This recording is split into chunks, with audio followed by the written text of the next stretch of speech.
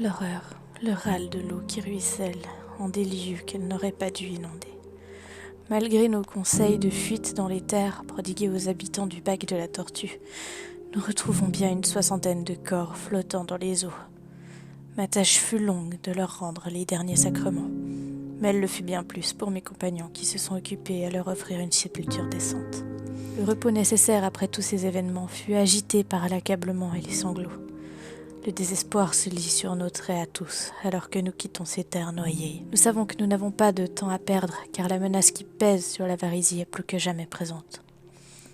Le groupe décide ainsi de se séparer en 3.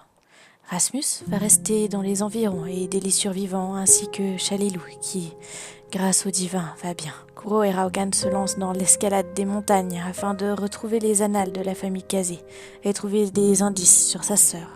Alors que Srendil et moi retournons le plus vite possible à Point de Sable pour les prévenir de l'attaque. Avant de partir, Raogan et moi réussissons à appeler Mistral, qui était encore dans la région, et faisons tout notre possible pour qu'il porte un message à Point de Sable.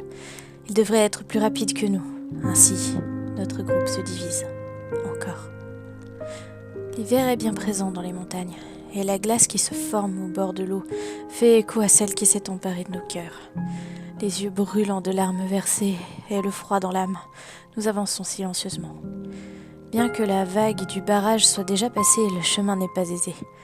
Les berges autrefois praticables sont maintenant en partie effondrées et emportées par le courant, ou simplement trop molles et instables pour les emprunter sereinement. Notre seul mot d'ordre pour ce trajet de retour étant la vitesse, nous empruntons le lit de la rivière comme sentier. Grâce à des prières et à la bonté de la nature, nous sommes en mesure de nous déplacer sur le fil de l'eau comme sur la terre ferme. Le paysage pourrait être splendide, mais il ne nous apparaît que morne. Seule la rumeur de l'eau nous préserve du silence pesant en l'absence de vie alentour. Nous parlons peu, ou plutôt je parle peu, et Srendil me répond le plus souvent par des grognements que je distingue surtout en 3 groupes. Oui, non et compris. Je sens mon compagnon terriblement affecté par tout ce que nous avons vécu. Depuis sa nomination de prévôt, son honneur et ses élans chevaleresques se voient maintenant accompagnés d'un grand sens de responsabilité. Pour le meilleur ou, comme aujourd'hui, pour le pire.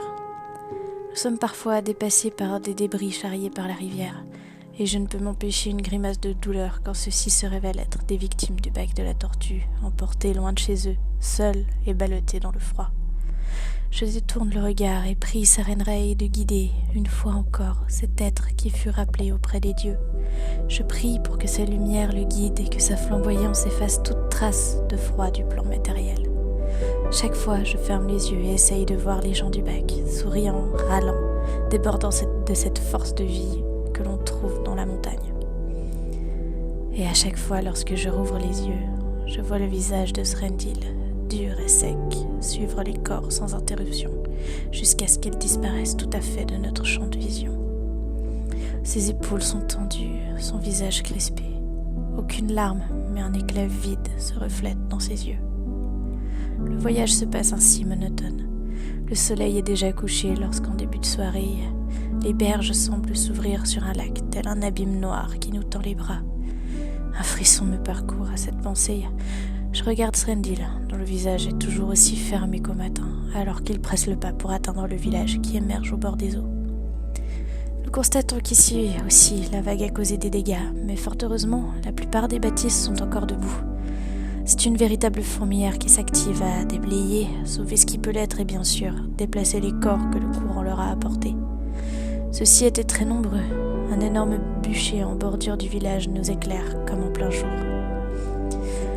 Chacun prend une tâche pour ne pas perdre de temps. Srendil trouve un bateau pour le lendemain et moi une auberge pour la nuit. Nous mangeons chaud, un repas simple qui va à l'essentiel et qui de ce fait a une saveur juste et réelle. Un repas qui donne des forces, qui tient au corps. Un repas comme nous en avons bien besoin. Pourtant, je me sens seule devant mon assiette, tandis que Srendil semble seul avec lui-même. J'essaye tout de même de lui remonter le moral et enfin nous discutons un moment. Nous ne cherchons pas à minimiser les pertes et dégâts causés dans cette région. Mais je réussis tout de même à faire entendre à mon camarade ce que nous avons accompli jusqu'ici et ce qui nous reste à accomplir. Je sens que ça ne lui suffit pas, que mon ami ne se contentera jamais d'une demi-victoire qui se gaspille en échange de lourds sacrifices. Que voulez-vous? Il est cupide, notre Srendil, et terriblement sévère envers lui-même. Mais c'est précisément ce qui le rend si tenace, si fort, en somme, si admirable. Après tout ce que nous avons vécu, je sais que notre groupe est capable d'accomplir des merveilles. J'ai une confiance absolue envers chacun de mes compagnons. Srendil n'y fait pas exception. Je dirais même que sa hardiesse me ferait le suivre jusqu'aux portes du trône de Pharasma sans un regard en arrière. Ce soir, nous sommes les deux, côte à côte, loin de Poids de Sable, qui est notre foyer, et loin de nos compagnons, qui sont plus que ça, plus qu'une famille. Nous sommes côte à côte et nous nous parlons un peu comme si c'était la première fois et aussi la dernière. Dans cette auberge, côte à côte, bien que l'âme meurtrie et amère, nous sommes ensemble et nous nous relèverons ensemble pour affronter la tête haute tout ce que le destin mettra sur notre route. J'en suis convaincue. Et je sens une flamme qui se ravive dans le regard fatigué de Srendil Sinderian. Nous nous levons dès l'aube, après une nuit réparatrice. L'homme qui a accepté de nous faire descendre le fleuve nous attend déjà. Maintenant que nous avons une embarcation, le reste du chemin devrait être bien plus rapide. Mais il est toujours trop lent à notre goût. J'en appelle donc au souffle de Sarenrae pour gonfler les vents qui nous portent.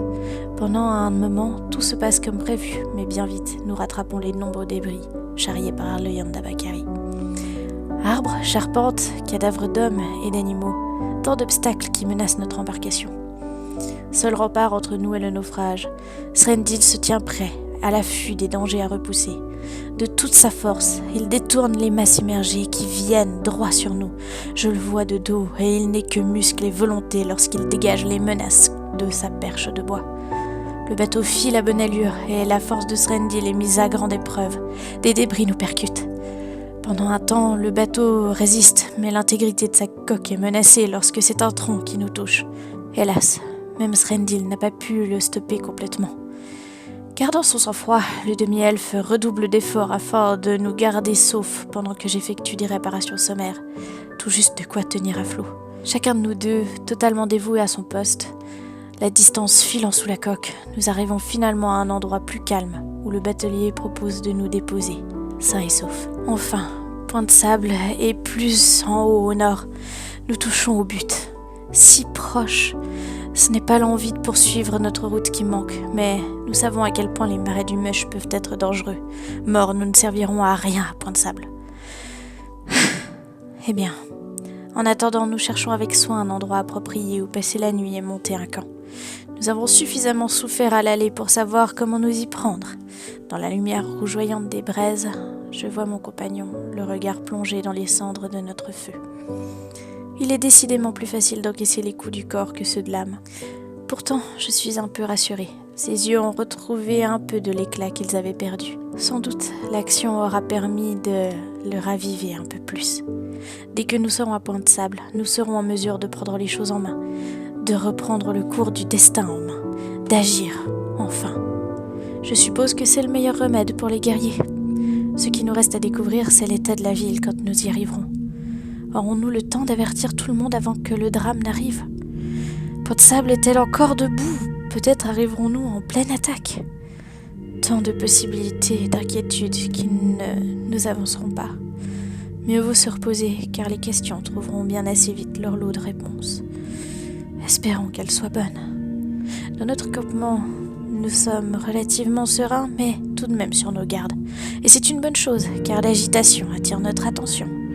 Un peu plus en allant sur les traces de ces mouvements étranges, nous distinguons un grand feu, des silhouettes et même un genre de chant.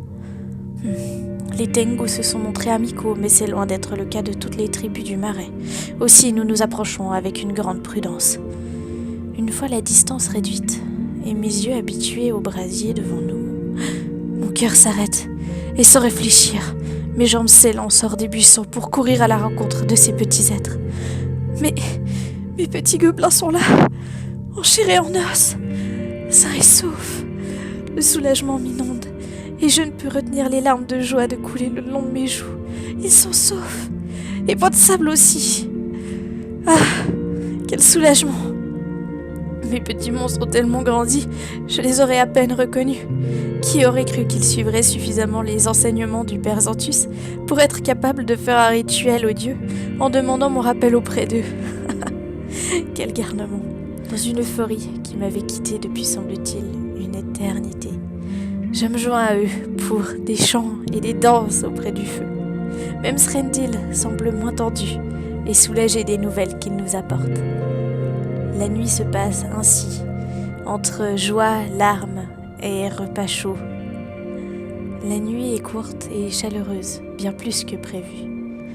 Au petit matin, nous traversons ce qui nous reste des marais, sans encombre, puis les vastes plaines sous le soleil de midi, et finalement, nous l'apercevons enfin, Point de Sable. Paisible et débordante de vie dans cette fin d'après-midi, elle rayonne comme un joyau au creux de son écrin de mer. Plus que tout, je ressens le besoin de protéger cette cité d'une nouvelle vague de terreur.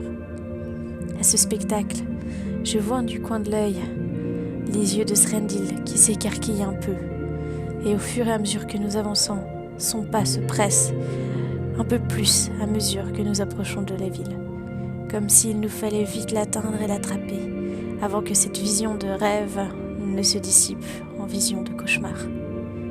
Heureux et rassurés, nous n'avons pas le temps de nous mettre en route pour avertir le prévôt, car des gardes du sanatorium de Abe nous interpellent, haletants et en sueur.